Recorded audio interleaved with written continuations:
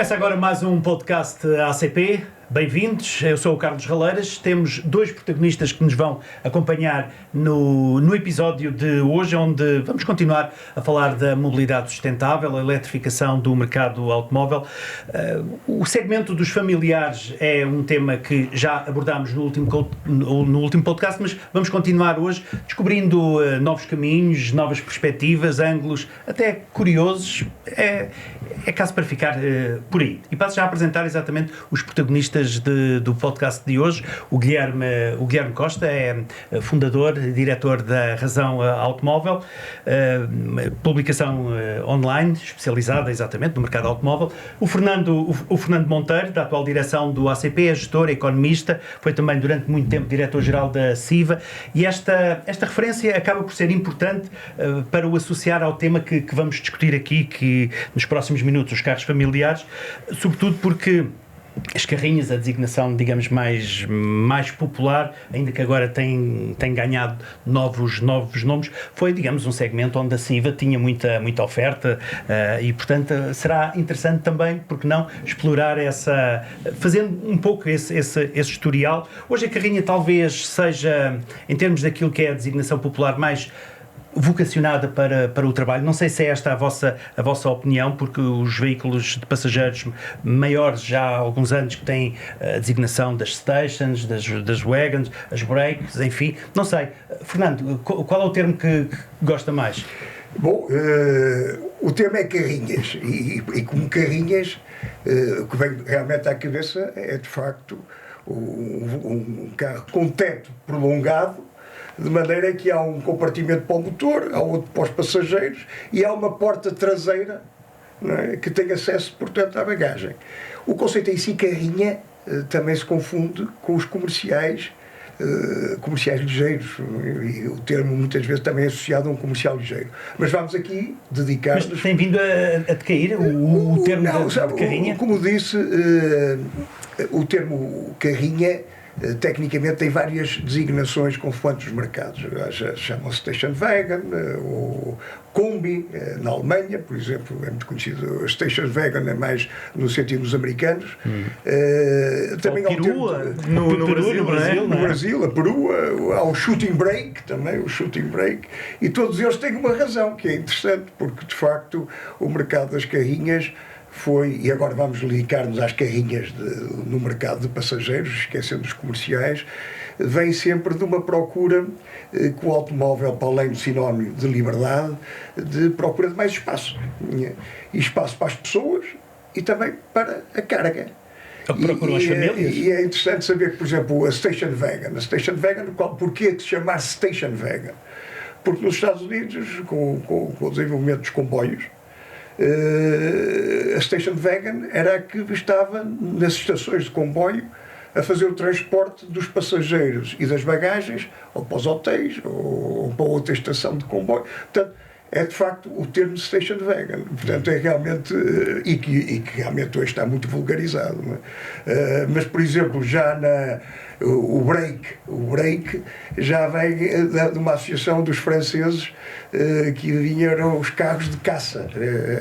Já tinha com o lazer, não é? Lazer, já tinha, que começou muito com os carros de caça, portanto, que até ainda sem ser automóvel, portanto, ainda mais tipo, portanto, o carro puxado a cavalos, portanto, e que tinha realmente, portanto, uma parte de passageiros, e depois tinha a parte onde levavam as espingardas, os cães, todos os utensílios de caça, e chamava-se, portanto, o break, que em inglês muitas vezes era o shooting break, exatamente o shooting que vinha realmente da caça. Portanto, são as origens de todos os nomes, mas hoje vulgarmente podemos chamar as carrinhas, e vamos entrar neste denominador comum de facto.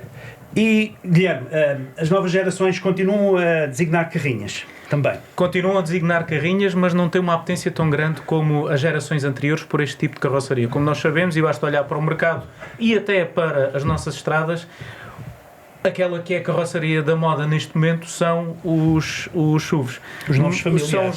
São os novos familiares.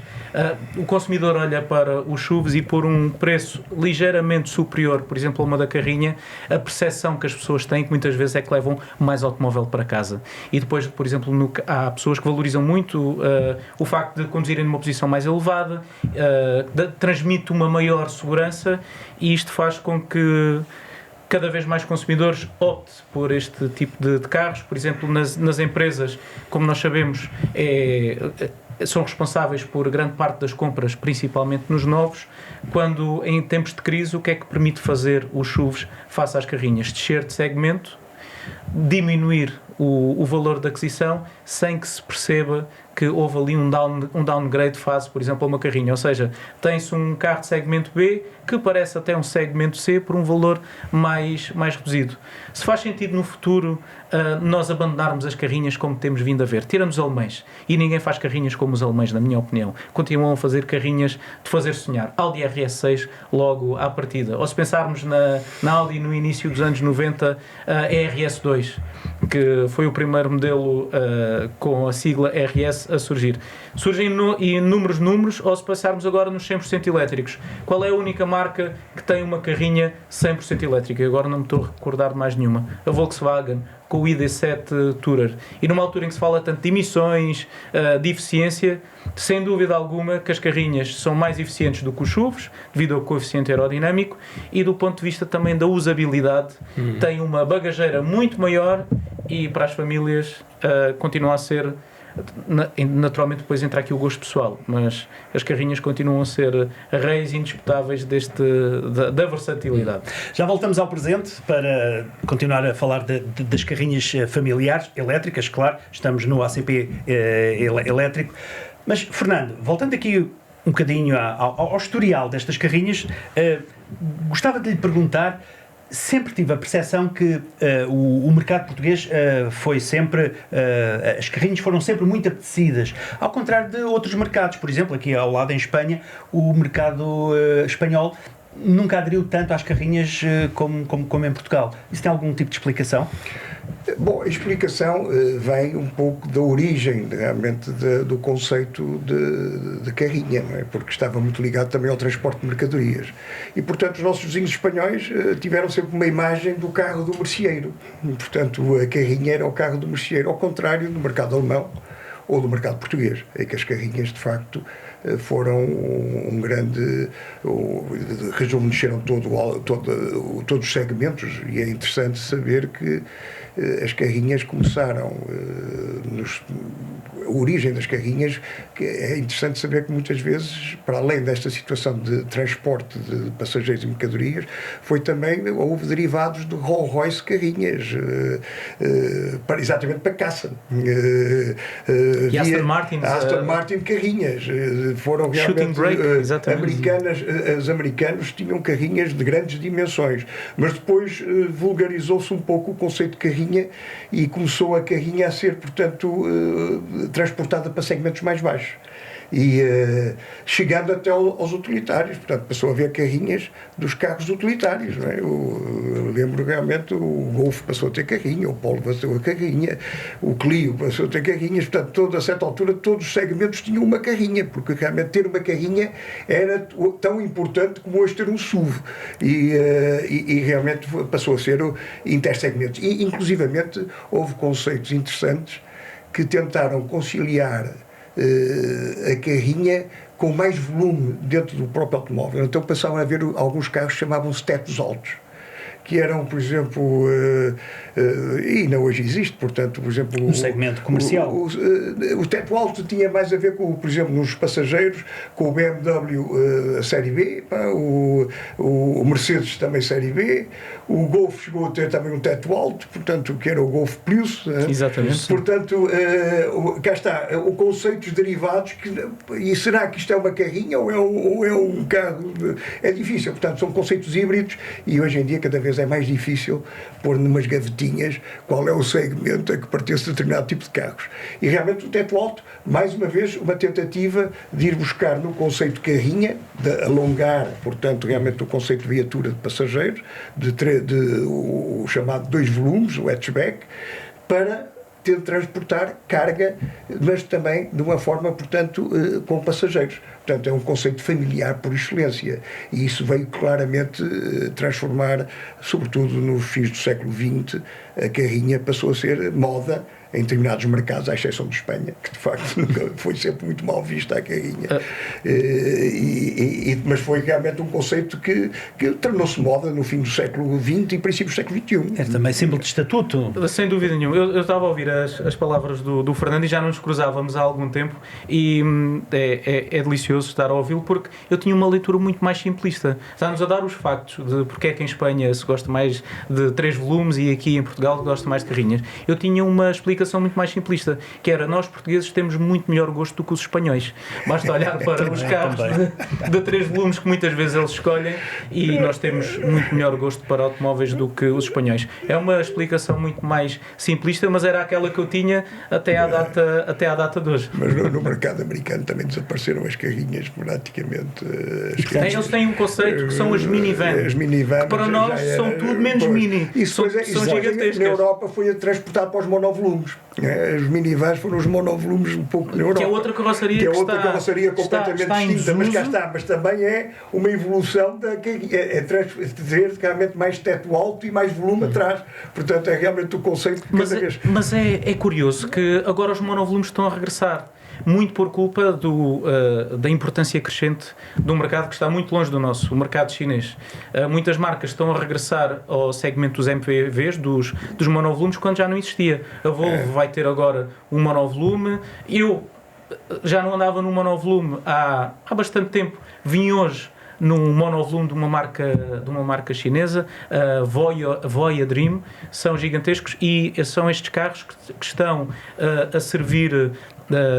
tal como aqui transitámos das carrinhas para o SUV, nos segmentos mais altos na China, estão a transitar das berlinas executivas de 3 volumes para os SUVs de luxo. Procura de espaço. A Lexus, LM, a procura de espaço e de estatuto. Isto tudo relacionado com a base, com a família. Não é? E na questão da eletrificação do automóvel, daqui a pouco ainda voltamos à questão dos chineses neste segmento. A questão das preocupações. Uma família que vai comprar um automóvel tem as preocupações com o ambiente estão na primeira linha ou é o estatuto, é a marca? O que é que define, na opinião do Guilherme, o acesso a comprar esta ou aquela marca? E nos carros elétricos? Mesmo falando de carros elétricos, eu acho que a preocupação número 1 das famílias, seja das famílias, seja das empresas, é qual é que é a melhor opção face ao orçamento que eu tenho. As questões ambientais vêm em segundo lugar. Eu adoraria dizer que as pessoas estão a transitar para os veículos 100% elétricos por uma questão ambiental. Naturalmente que tem essa preocupação, mas a questão número 1, e nós olharmos para o mercado dos elétricos, sabemos que maioritariamente são comprados por empresas, são muito motivados pelos benefícios fiscais que têm. Basta ver o que aconteceu na Alemanha em 2024, quando retiraram os incentivos aos elétricos. As vendas caíram. Porque eu não tenho dúvida nenhuma, atenção, que o futuro vai ser 100% elétrico. Agora, se vai ser de acordo com aquelas que foram as metas estabelecidas pela União Europeia, essa é toda uma outra discussão. Mas voltando à pergunta do Carlos, o que é que está o que é que preocupa mais as famílias quando procuram um carro? Em primeiro lugar, com o orçamento que tenho, qual é a melhor opção? Qual é que é aquele que me garante mais espaço, melhor equipamento, estatuto? Sem dúvida nenhuma. Nós portugueses, como estávamos a dizer, adoramos automóveis, gostamos de automóveis. Aquilo que muita gente diz que as pessoas não gostam de automóveis, isso já era, não. As pessoas continuam a preocupar-se com a marca e bem. Depois da casa, o automóvel é o segundo maior investimento. E sem dúvida nenhuma, e olhando também para questões económicas, as famílias trocam cada vez menos de carro e quando trocam querem algo que as satisfaça. entre, por exemplo, ter um carro de uma marca generalista ou terem um carro de uma marca premium, fazem um esforço, e eu consigo entender isso, para comprarem um carro de uma marca um pouco mais estatutária. Porque importa, afinal de contas, aquilo é resultado do trabalho que tiveram, de um esforço familiar às vezes muito grande, e portanto querem ter o maior prazer. E os automóveis também são sobre isso, como dizia há pouco o Fernando, são sobre prazer, são sobre liberdade e também são sobre mobilidade. Mas parece que às vezes na Europa nos esquecemos destes dois primeiros pressupostos. Não, sobretudo aqui é uma questão que eu estou bem de acordo sobre as opções dos elétricos.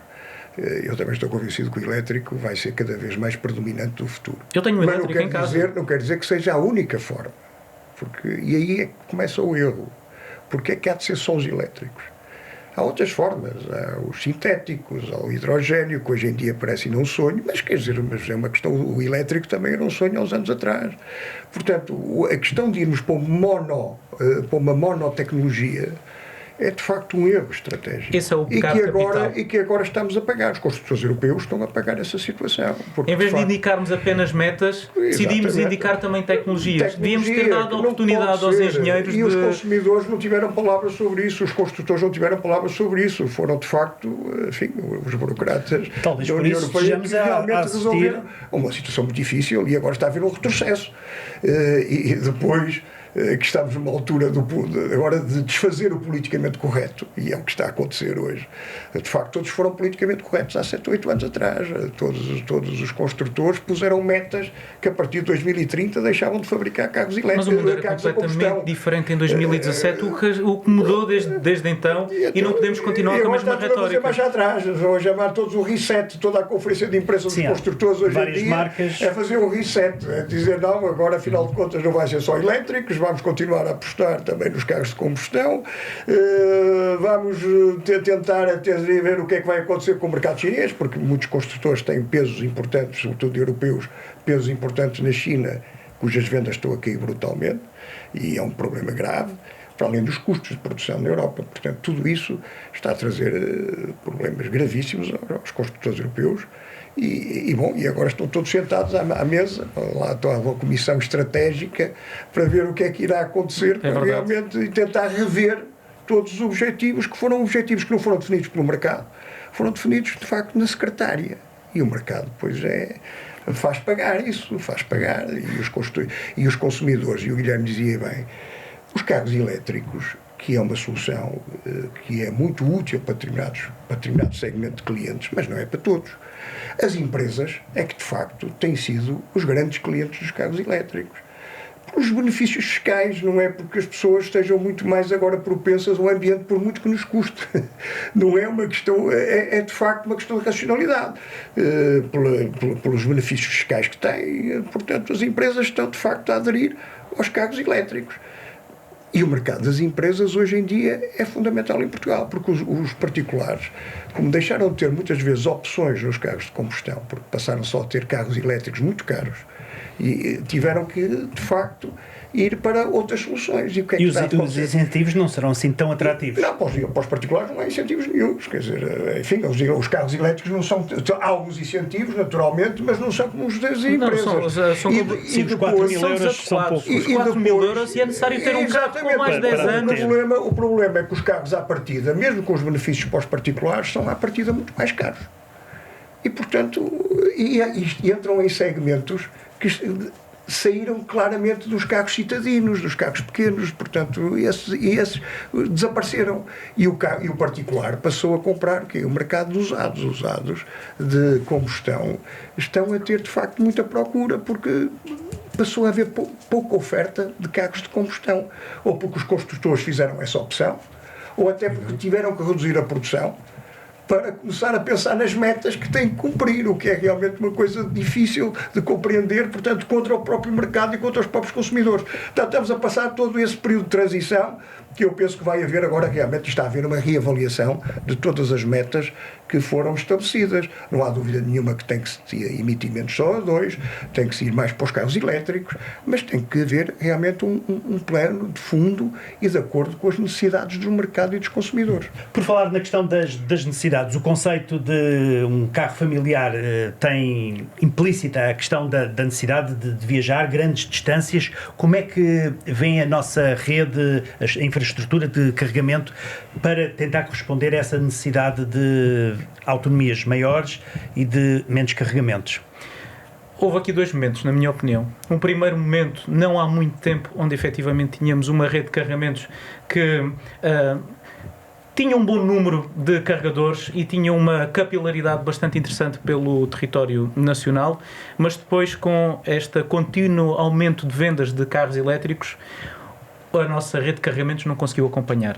Ou seja, até temos muitos carregadores, mas a sua taxa de ocupação também tem vindo a aumentar. Eu sou utilizador de um carro elétrico, o meu carro pessoal é um carro elétrico, mas quando chega a altura de viajar e tenho filhos, eu penso duas vezes. Porque tenho alguns constrangimentos de, por exemplo, em picos, eu quero ficar 1 hora à espera de ter um carregador, se calhar não quero. É uma excelente ferramenta para andar no cotidiano, para fazer a distâncias até 200 km ou até mais, mas tal ainda não é a opção ideal. E os consumidores, tirando os incentivos, mostram isso mesmo. Tirando os incentivos, preferem a liberdade de um motor de combustão. E pegando aqui um pouco nas palavras do Fernando, a realidade bateu à porta dos decisores europeus, foi isso que aconteceu. Começaram a ver que aquilo que era muito idealismo, faltava pragmatismo, o mercado não estava a acompanhar e, sobretudo, temos de tirar o chapéu às marcas de automóveis. Têm feito tudo aquilo que lhes têm pedido. Têm gamas de veículos 100% eletrificados, estão a mudar as fábricas, tem-se batido muito na indústria automóvel e a indústria automóvel tem-se comportado muito bem. Agora pergunto, os decisores políticos têm feito a sua parte? Na rede de carregamentos já temos uma rede de carregamentos suficientemente capaz. Vou dar um caso muito concreto. Estas férias fui para Algesur. E os únicos carregadores que eu tinha era um no centro da vila, num supermercado, e depois tinha um em Faro e tinha outro em Sines. Eu, para ir carregar a Faro, depois na volta ficava novamente com a bateria com que tinha ido, e se tivesse feito em Sines, como ainda ia fazer mais alguns quilómetros, também não chegava lá com a carga completa. E não queria arriscar a rede da casa onde eu estava suportar ou não o carregamento do meu carro. Então o que é que eu fiz? Fiz aquilo que normalmente nestas condições faço, que é tenho um segundo carro em casa, tendo essa possibilidade, e atenção, eu não estou a demonizar em nada os elétricos. O que eu estou a dizer é, os elétricos são sem dúvida nenhuma o futuro, não há a volta a dar, são muito mais agradáveis de conduzir, são mais silenciosos, fáceis de conduzir. A minha mulher era contra eu comprar um carro elétrico e hoje eu tenho dificuldades em obter a chave do carro porque ela é que anda sempre com ele, mas eu tenho onde carregar em casa, mas esta não é a condição de todos os portugueses. E depois eu pergunto, com carros híbridos que andam dentro das cidades, muitas vezes 60%, 70% do tempo em modo elétrico, sem necessidade nenhuma de carregadores e sem comprometer a liberdade de movimentos das pessoas, não estamos a saltar aqui um passo neste processo de eletrificação. E do ponto de vista fiscal, temos carros, por serem híbridos, pagam 300% mais de imposto. Isto não faz sentido porque tem uma cilindrada maior, não tem os motores mais pequenos.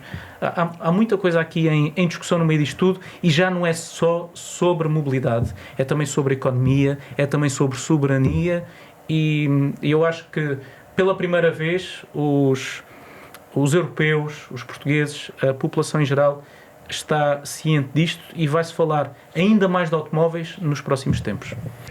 Há aqui realmente um grande trabalho a fazer. Acho que os construtores fizeram apostas arriscadas e investiram muito na mobilidade elétrica e sustentável e fizeram-no bem, mas não pode ser à custa, portanto, realmente de outras soluções que ainda têm o seu próprio mercado e os seus próprios consumidores. E a China aí leva vantagem. Pois, a China, na questão da eletrificação. à China, porque a China não tinha nada a perder nos carros a combustão. Aliás, lembram-se que nós ainda nos ríamos há 7 ou 8 anos quando aparecia um carro chinês, desde os testes, os crash tests. Portanto, hoje o paradigma hoje em dia é completamente diferente. Portanto, hoje em dia entraram bem no mercado onde não estavam presentes. E, como tal, tomaram a iniciativa. E está a ser visto. entraram bem porquê? Qual é a vossa opinião? A questão do preço, a questão do design, que conseguiram também, de alguma maneira, fazer essa atualização àquilo que é o padrão ocidental ou o padrão europeu. Qual é a vossa opinião sobre isso? Houve realmente um esforço de design, e muitas marcas chinesas passaram a ter gabinetes de design, portanto, na Europa. Há uma questão fundamental, é que a China tem praticamente uma produção integrada nos carros elétricos, desde a produção das baterias com o lítio, com as matérias raras, portanto, tudo isso, até a mão de obra chinesa, tudo acoplado a um design mais apelativo, tornaram os custos de produção muito mais baixos que a Europa não consegue naturalmente acompanhar. E estamos a falar de diferenças muito significativas. E, portanto, entraram com toda a facilidade, e para além dos apoios do próprio Estado, as subvenções do próprio Estado à produção de carros elétricos na China, para tentar dinamizar uma exportação, portanto, de carros, nomeadamente para a Europa. Houve mesmo uma deliberação política e foi definido há cerca de... o tempo passa a correr. 20 anos, eles disseram, ok, com os motores de combustão nós não vamos conseguir concorrer com o know-how europeu, portanto temos de ir por outro caminho. Apostaram fortemente nos veículos elétricos e depois tem várias vantagens. Primeira vantagem, o acesso às terras raras. Claro. Aqueles materiais que são necessários, são críticos para fazer uma bateria, eles têm de forma abundante. Em segundo lugar, portanto, tem os materiais, tem uma mão de obra muito mais barata. Nós aqui na Europa temos 22 dias úteis de férias, há países que têm mais, ainda temos os benefícios. Na China, nos primeiros 10 anos, numa empresa, tem-se apenas 5 dias de férias. Portanto, é toda uma diferença gigante. Falando agora do produto, se eles têm vantagem nas baterias, nas tecnologias, eu não acho que os construtores europeus estejam assim tão atrás como dizemos. E mesmo eles entraram, vamos olhar por exemplo para os números de 2024. A marca chinesa mais vendida foi a BYD e aparece em 20º lugar, muito distante de todas as outras. E as marcas europeias não estão mal cá. A Volkswagen, se fala da crise da Volkswagen, na Europa tiveram uma variação de menos 1%, as coisas continuam a correr bem. Em segundo lugar aparece a Toyota. Ou seja, as marcas europeias, a vida corre-lhes bem cá e corre bem noutras latitudes. Onde é que corre mal? Corre mal na China, onde as vendas estão a cair de forma abrupta. O mercado chinês, há aqui uma diferença geracional, já não olham para os carros, e há pouco falávamos de estatuto. Já não há o preconceito relativamente a um carro chinês? Há orgulho em ter um carro chinês, porque hoje os carros já nivelam com aquilo que se faz na Europa. Não vou falar em termos de design, porque para mim os italianos continuam a levar a melhor sobre todos os outros. E olhamos já levaram mais, é verdade, mas continuo a olhar para o gosto. Aliás, o gosto do mercado chinês é diferente dos nossos. Por exemplo, às vezes critica-se a BMW por algumas opções estilísticas.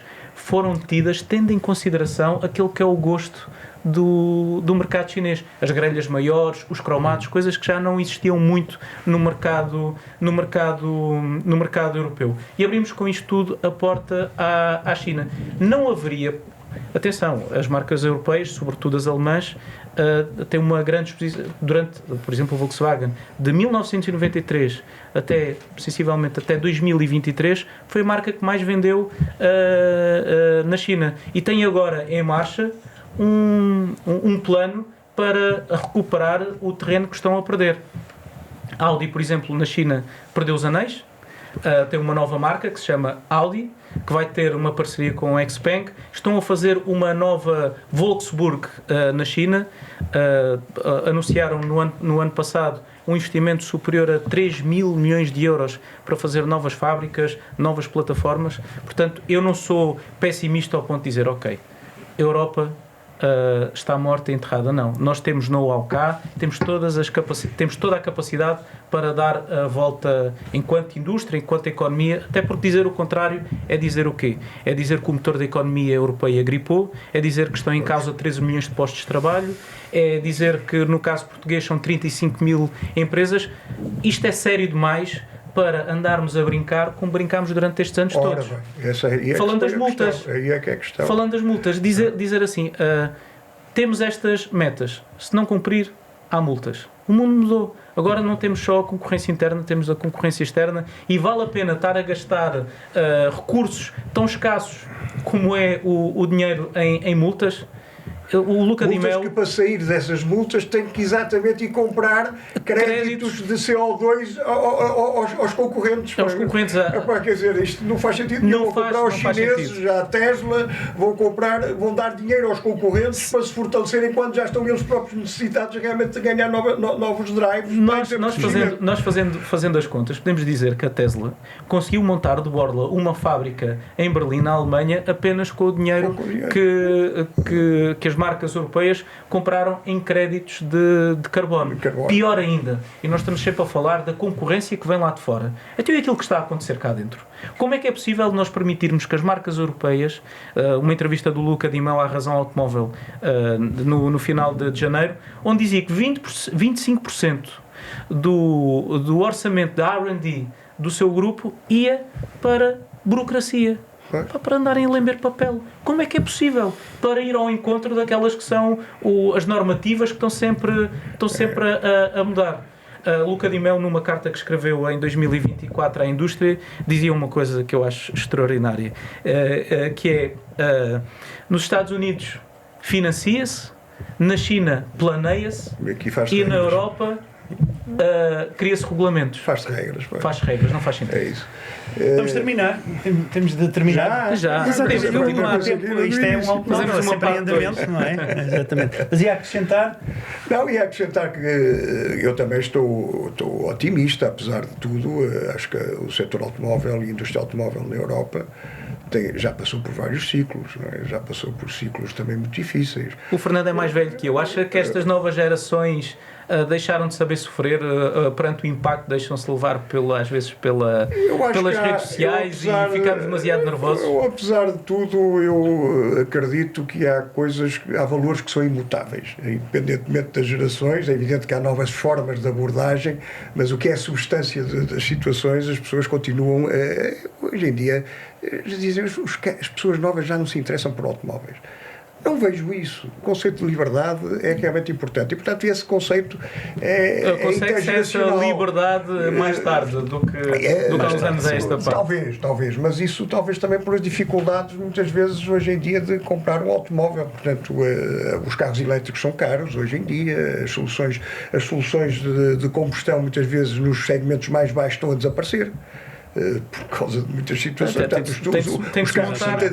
Os carros citadinos, portanto, a combustão desapareceram, ou estão a desaparecer.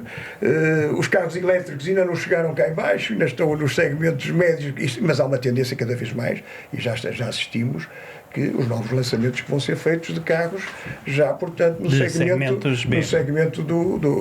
dos carros compactos citadinos, e, portanto, isso vai também fazer com que a gente jovem comece a comprar automóveis.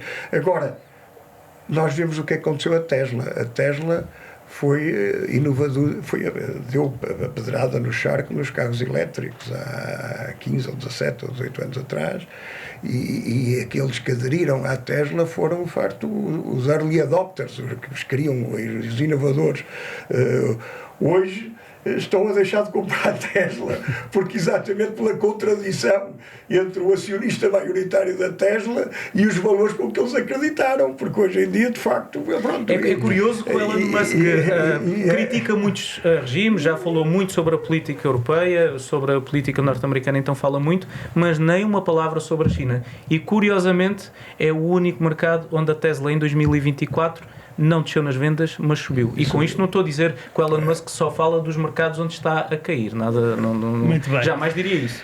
Ora, consultando o tempo que já leva esta conversa, temos mesmo que ficar por aqui. Passámos em revista uma série de elementos naquilo que diz respeito à temática dos carros familiares. Começámos pela própria designação dos familiares ou carrinhas, segmento que sempre agradou muito aos portugueses. Passámos pela eletrificação, como não poderia deixar de ser, até porque esta série de podcasts ACP está suportada no concurso que o Automóvel Clube de Portugal faz todos os anos, o ACP Elétrico do Ano. Já estamos agora na edição 25. Viemos por aí fora até este momento em que está feito o sumário. Agradeço a presença tanto do Fernando Monteiro, da direção do ACP, como do Guilherme Costa, da Razão Automóvel, por esta presença. Obrigado. Eu é que agradeço. Convidava-o já para um próximo podcast, porque a conversa realmente foi muito interessante e o tempo foi... Vamos a isso, vamos a isso. Passou muito rápido. Vamos a isso. Eu, por mim... Obrigado. Obrigado, Carlos Guilherme. Obrigado, eu.